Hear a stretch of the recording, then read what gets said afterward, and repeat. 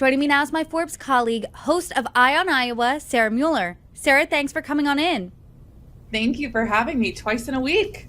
I'm excited. Twice in a week. I am so excited. There is more news right out of Iowa. A new Des Moines Register, NBC News, Mediacom Iowa poll is out, and it shows how likely caucus goers are voting, who is their first choice for Republicans.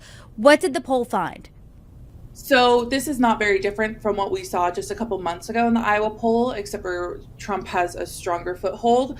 Trump's at 51%, DeSantis at 19%, Haley at 16%, Ramaswamy at 5%, Chris Christie at 4%, and Hutchinson at 1%. These are almost identical numbers, and I want to remind people that's a 4.4 percentage point for margin of error. So I also want to remind people that polls are not necessarily 100% spot on. I mean, we've seen this in past elections that polls are not exactly what we're going to see on caucus day, but this one is fairly accurate. It tends to be fairly accurate, and the Des Moines Register is well respected for its accuracy. So I wouldn't necessarily discount it, but I wouldn't take it as for its value at face value.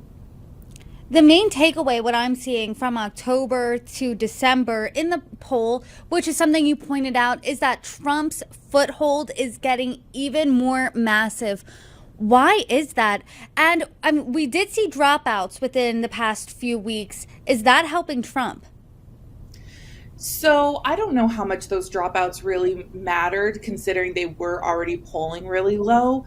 The only person of significance that I see having an influence, and I talked to a professor about this too, and he said the same thing, where Larry Elder does have the name recognition just from being a media talk show host.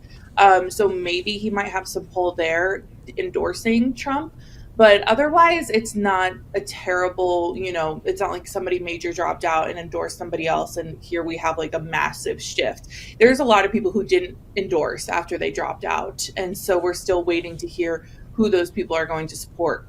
Now, I think, looking at what happened just in this fall, obviously Kim Reynolds has endorsed DeSantis. I don't know how much of a pull that has had for her, because I think people remember that this came as a result too of Trump kind of slamming her.